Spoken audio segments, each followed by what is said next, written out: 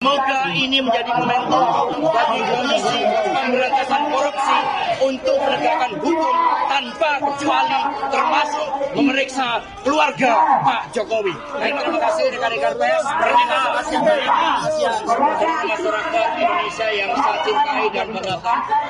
Terima kasih.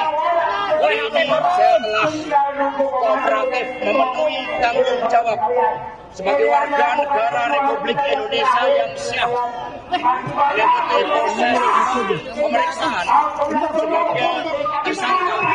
Dan ada 62 pertanyaan yang saya jawab. Dari penyidik KPK juga sangat ramah, sangat kooperatif. 62 pertanyaan itu berkaitan dengan persoalan-persoalan yang sudah inkrah. Sehingga tidak ada hal yang baru yang di dalam pertanyaan akan banyak juga yang mengundang pertanyaan itu. Karena itulah sejak awal saya katakan bahwa sebagai Sekjen PDI Perjuangan, saya dengan kepala tegak siap menerima konsekuensi apapun bagi Indonesia Raya kita. Karena Indonesia dibangun dengan pengorbanan jiwa dan raga. Kita adalah negeri pejuang. Sehingga saya tidak pernah menyesal. Saya akan terus berjuang dengan api semangat yang menyala-nyala. Semoga ini menjadi momentum bagi Komisi Pemberantasan Korupsi untuk menegakkan hukum tanpa kecuali, termasuk memeriksa keluarga Pak Jokowi. Terima kasih. Merdeka!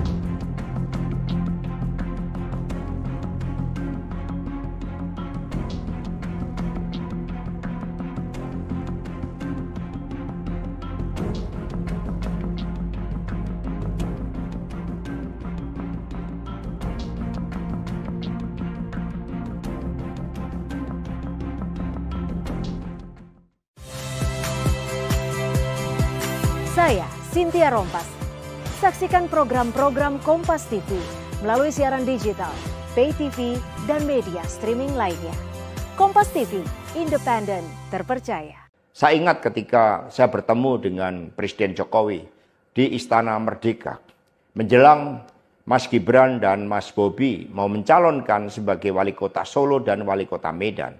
Satu saya mengatakan kepada Pak Presiden Jokowi sekaligus untuk menguji keseriusan beliau di dalam mencalonkan anak dan menantunya. Pak Presiden, apakah betul Bapak mau mencalonkan Mas Gibran dan Mas Bobi sebagai wali kota? Loh kenapa Pak Sekjen? Karena ketika Mas Gibran dan Mas Bobi sebagai wali kota, maka otomatis dia menjadi pejabat negara. Dan ini akan sangat rawan terhadap berbagai bentuk gratifikasi, suap, dan berbagai tindakan korupsi lainnya. Presiden Jokowi sempat termenung saat itu. Dan kemudian dari situlah saya merasakan bahwa pertanyaan saya ini sangat mengusik perhatian dari beliau. Karena saya tegaskan bahwa ketika Mas Gibran dan Mas Bobi menjadi wali kota, maka dengan mudah akan terkena operasi tangkap tangan dari KPK dan juga aparat penegak hukum yang lain. Maksud saya bertanya kepada Presiden Jokowi adalah untuk mengingatkan bahwa beliau sudah presiden. Buat apa kemudian anak-anaknya harus menjadi wali kota dan itu mengandung suatu risiko-risiko politik mengingat presiden juga berhadapan dengan begitu banyak pihak-pihak yang selalu mencoba berhadapan dengan Bapak Presiden. Tetapi beberapa saat kemudian saya menerima salah seorang menteri dan beliau mengatakan kepada saya bahwa sudah mendapatkan arahan dari Presiden Jokowi untuk melakukan revisi Undang-Undang KPK. Saat itu dijelaskan berbagai pasal-pasal penting. Misalnya bahwa pimpinan KPK tidak otomatis bertindak sebagai penyidik. Kemudian ada beberapa pasal-pasal yang tidak memungkinkan bagi penyidik independen untuk bergabung ke KPK.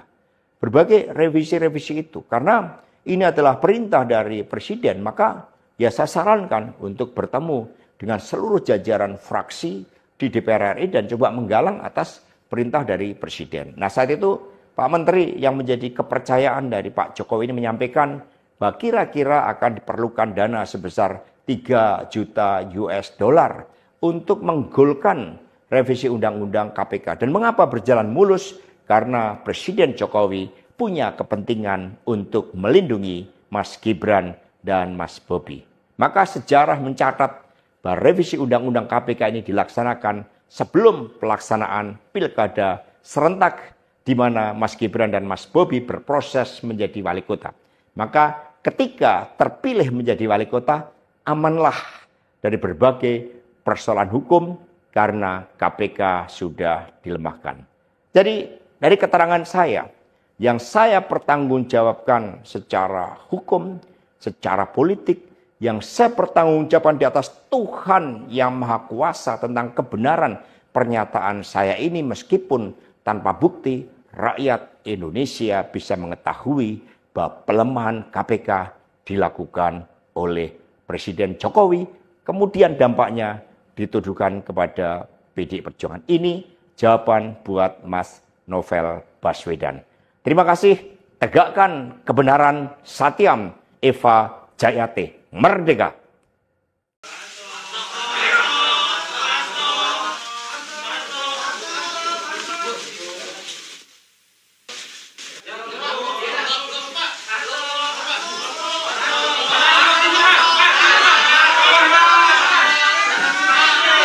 Jadi tadi disampaikan bahwa pertanyaan hari ini tidak masuk pada substansi, gitu ya. Yang bersangkutan ini kan sudah dilakukan pemanggilan dan pemeriksaan beberapa kali, gitu.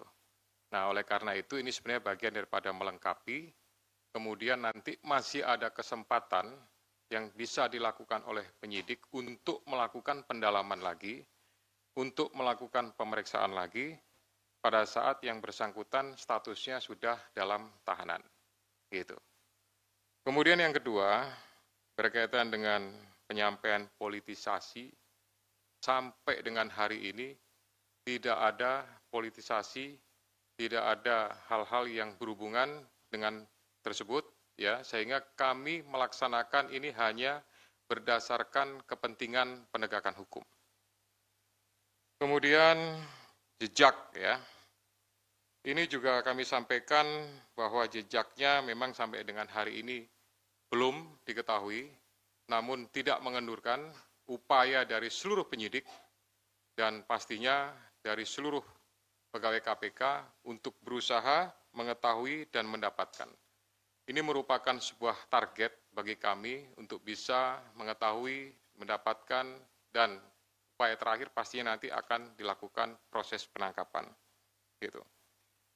Kemudian yang berkaitan dengan masalah proses pra-peradilan, apakah jadi pertimbangan dan lain-lain, tidak.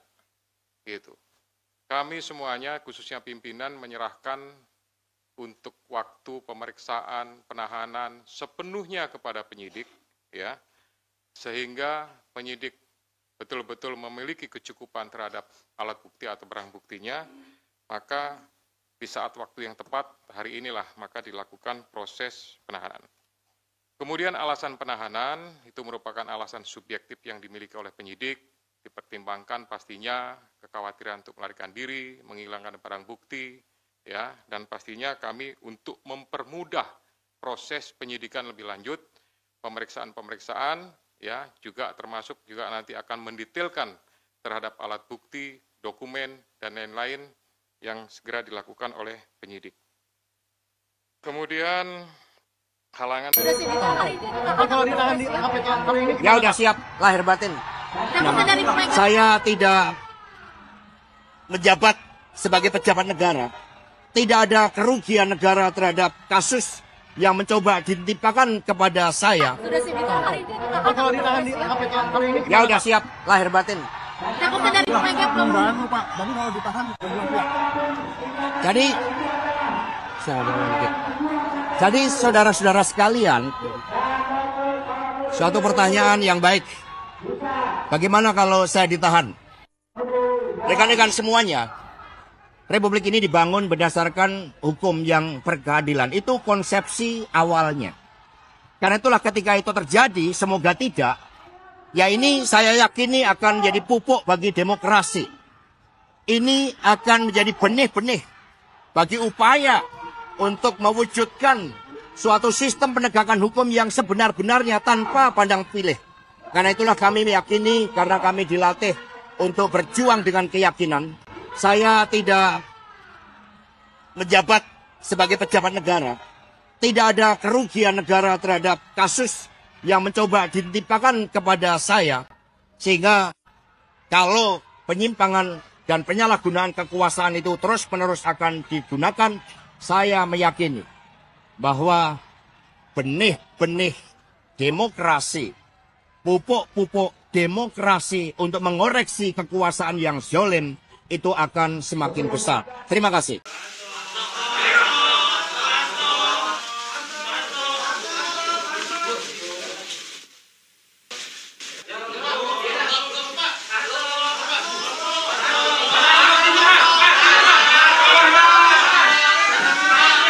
Kami tidak bisa menerima begitu saja. Pasti ada perjanjian antara kami bahwa saya hanya sekedar dititipi. Sehingga hak untuk mengeluarkan, mengedarkan, memindah tangankan, mentransfer, dan lain dan sebangsanya, itu hanya ada di tangan Pak Hasto Kristianto sebagai pemilik dokumen. Tapi menariknya dari sini adalah begini. Ketika saya baru menyebut begitu, perhatikan misalnya salah satu Twitter kakak Akbar Faisal. Beberapa hari lalu ya, 2 hari lalu. Dia bilang cuma satu kalimat aja, 30 dokumen. Saya langsung telepon Mas Hasto, apa sih nih 30 dokumen? Gitu kan, maksudnya Pak Akbar Faisal ini apa? Ternyata memang banyak dokumen-dokumen yang tadinya tidak sampai 32, yang saya pegang tidak sampai 32. Tetapi itu menjadi 32 karena banyak sekali orang datang kepada Pak Sekjen membawa bukti-bukti dan berkas-berkas lain. Kalau sekarang saya dikejar-kejar, banyak sekali mengejar-ngejar, Bu Koni kalau cinta NKRI ini buka, gitu kan. Satu, saya bukan pemilik. Yang kedua, ketika kita membuka sebuah rahasia negara, kita ini ya, di sini kan yang dokumen itu 3 orang ya. Saya, Mas Hasto, Pak Andi Wijayanto, mantan Gubernur Lemhanas. Kami ini orang pertahanan. Saya dosen di Sesko TNI, Angkatan Darat, Angkatan Laut, Angkatan Udara, Sesko TNI. Oke? Kami ini tahu betul berapa besar dokumen ini akan bisa berbahaya atau tidak, dan bagaimana kita harus menghandle. Sehingga saya sampaikan, saya itu berkoordinasi dengan aparat yang saya sebut aparat merah putih, baik dari polisi maupun dari TNI. Karena saya bilang ada juga banyak aparat yang tidak merah putih, mungkin orang bilangnya parcok lah dan lain-lain. Saya sebutnya antara merah putih atau tidak. Atas kehadiran kawan-kawan wartawan untuk menyaksikan dan mendokumentasikan perkara ini. Ya udah nikmatin aja ngir. Yang kedua, saya ingin sampaikan bahwa proses pemeriksaan hari ini sudah selesai dilakukan untuk hari ini. Pemeriksaan selanjutnya akan dilakukan sesuai dengan kebutuhan dari pihak penyidik. Ya. Untuk hal-hal yang lain, terutama berkaitan dengan perkara, saya persilahkan saudara-saudara tanya kepada penyidik. Karena inilah kesepakatan kami dengan penyidik, bahwa kami hanya menyampaikan Pak Hasto pada hari ini diperiksa untuk 2 perkara, yaitu perkara suap dan yang kedua adalah perkara menghalang-halangi penyidikan. Sekali lagi, kami ingin sampaikan terima kasih yang sebesar-besarnya atas perhatian Bapak-bapak, Ibu, dan saudara-saudara, terutama dari pihak media. Selanjutnya, pemeriksaan-pemeriksaan yang akan dilakukan pada saat yang akan datang, tentu kami akan ikuti sesuai dengan kebutuhan dari pihak penyidik. Saya kira begitu yang bisa kami sampaikan sekarang. Terima kasih atas perhatian kawan-kawan semua. Terima kasih.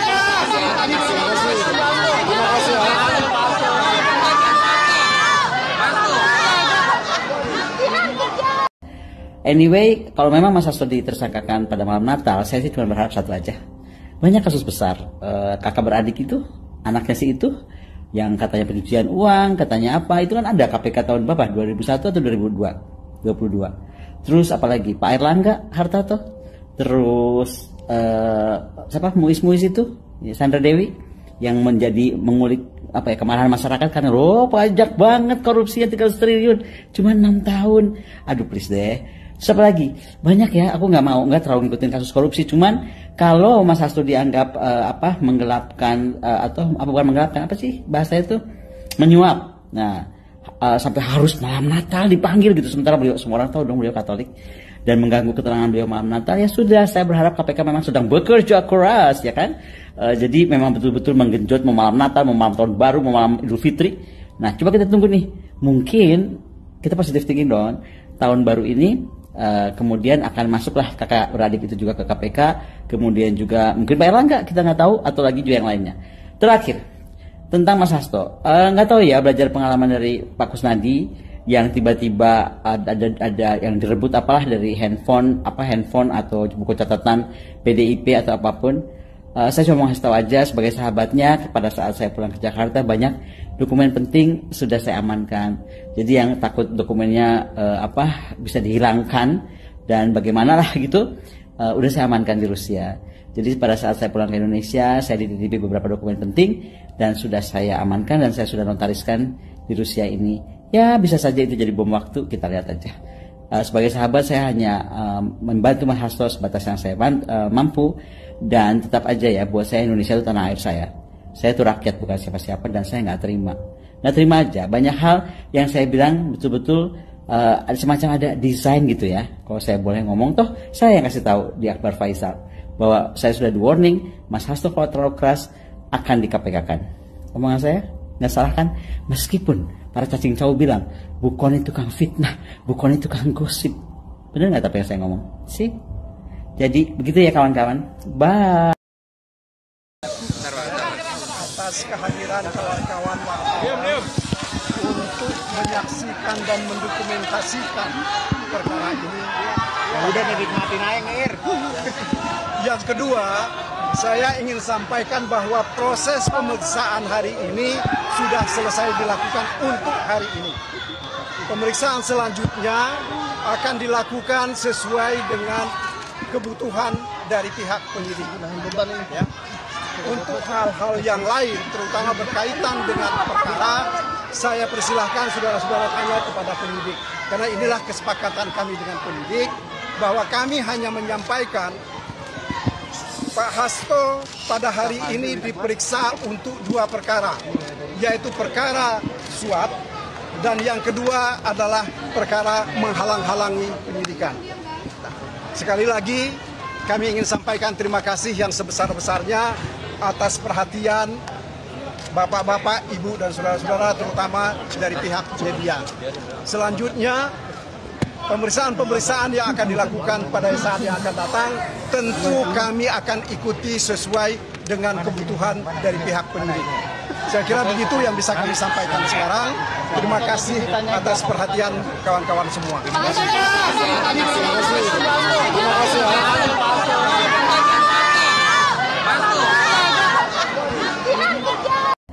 Anyway, kalau memang Mas Hasto ditersangkakan pada malam Natal, saya sih cuma berharap satu aja.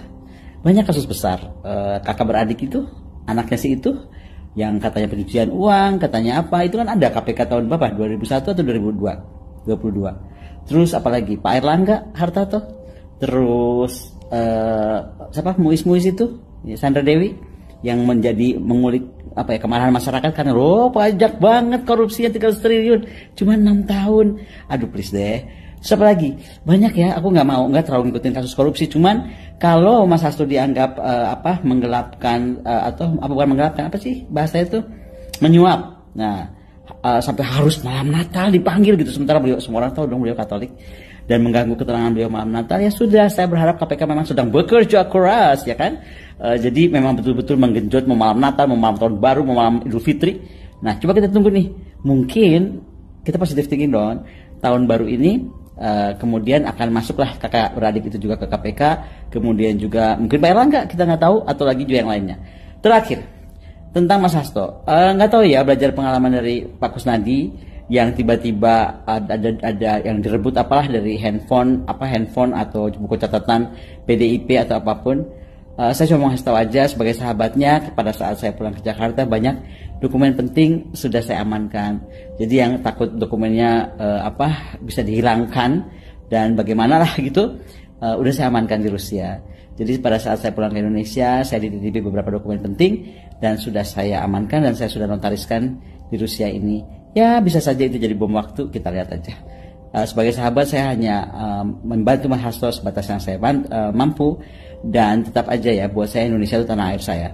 Saya itu rakyat bukan siapa-siapa dan saya nggak terima aja. Banyak hal yang saya bilang betul-betul semacam ada desain gitu ya. Kalau saya boleh ngomong, toh saya yang kasih tahu di Akbar Faisal bahwa saya sudah di warning, Mas Hasto kalau terlalu keras akan di KPK-kan.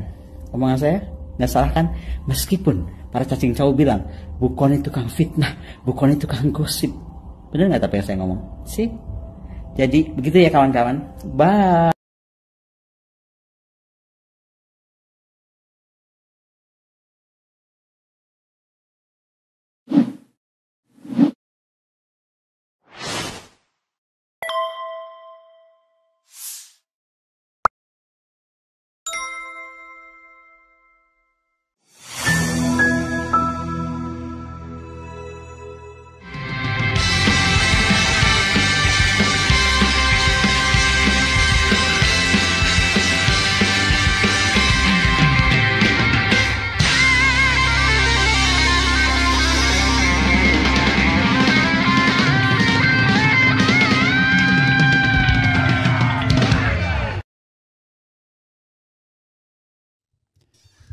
Assalamualaikum warahmatullahi wabarakatuh.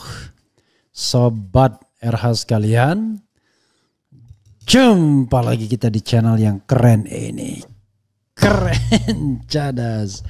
Ya Sobat RH sekalian, saya senang ya. Saya tidak ngantuk, kalau kemarin ngantuk banget. Jadi kita tidak ngantuk, kita ambil video ya. Dan ini menarik ya videonya, karena ini bicara tentang Koni Rahakundini Bakri ngaku punya info A1, sebut Hasto Kristianto dalam bahaya, bakal jadi tersangka katanya ya. Tersangka, oke coba kita bacakan ya. Dan tadi videonya sudah disetel ya. Ya tadi ya.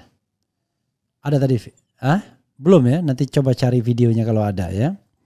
Karena dia dinyampaikannya ini di podcast ya. Kilat.com, Koni Rahakundini Bakri mendadak buat geger usai mengaku memiliki info A1. Pasalnya dalam keterangan yang diberikan, Koni mengaku bahwa ia mengetahui informasi adanya tindakan yang ingin membuat Hasto Kristianto berurusan dengan hukum. Hal tersebut disampaikan oleh Koni R. Bakri selaku analis militer dan pertahanan di kanal YouTube Akbar Faisal Unsensor. Dalam perbincangannya, Koni menceritakan bahwa ia mendapatkan pesan dari seseorang yang tak ingin disebutkan namanya. Ia menjelaskan bahwa Hasto Kristianto tengah dalam bahaya. Ketika saya diminta ketemu, Mbak, gua punya berita A1 tentang sahabat lu. Wah, sahabat gue? Siapa nih sahabat gue? Banyak kayaknya. Iya, sahabat gue banget, Hasto, ujarnya. Ini sahabat gue banget, Hasto, ujarnya. Mengetahui hal tersebut, Koni pun merasa penasaran dan terus mencari tahu apa yang dimaksud dari sosok tersebut.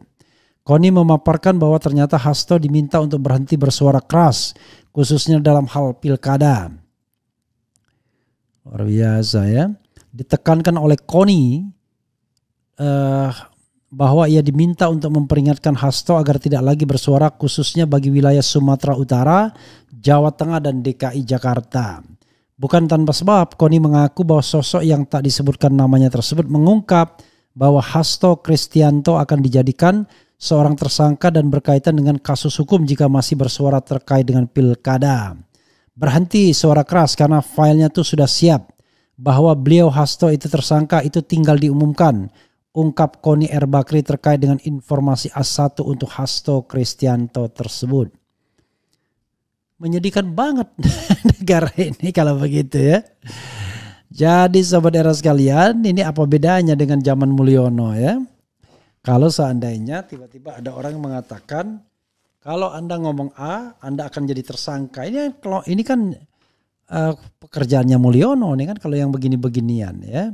Kok bisa begitu? Saya tidak habis pikir ya. Ternyata tidak ada bedanya dengan Mulyono ya.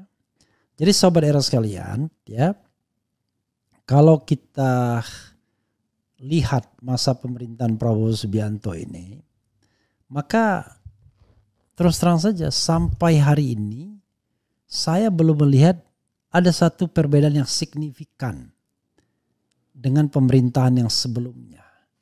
Ancamannya sama, mereka yang berpendapat, mereka yang bersuara lain dengan pemerintah itu bisa diancam untuk ditersangkakan. Saya tidak tahu kok bisa begitu ya. Hasto sebagai orang partai pejabat publik pasti tidak clear ya, pasti ada hal-hal yang barangkali bisa dieksploitasi sebagaimana Anies dieksploitasi dengan Formula E-nya, atau Denny Indrayana dieksploitasi dengan payment gateway-nya yang status tersangkanya tidak pernah dicabut, tidak pernah di SP3 kan, walaupun sudah 10 tahun, tetapi begitu ngomong, ya kan, sudah mulai, ya kan. Nah pertanyaannya adalah, kok bisa begitu ya negara kita ini ya? Jadi menyandra orang itu adalah pekerjaannya Mulyono selama 10 tahun. Masa pemerintahan Prabowo Subianto mau melanjutkan juga? Walaupun dalam kasus Denny Indrayana saya melihat ada kecenderungan arah itu. Negara ini aneh. Orang yang korup, orang yang bermain katakanlah kegiatan bisnis ilegal, gak diapa-apain. Tapi mereka yang mengkritik, mereka yang mau menegakkan good governance, ya tapi gak aneh. Begitulah kalau negara-negara korup dimanapun di dunia ini.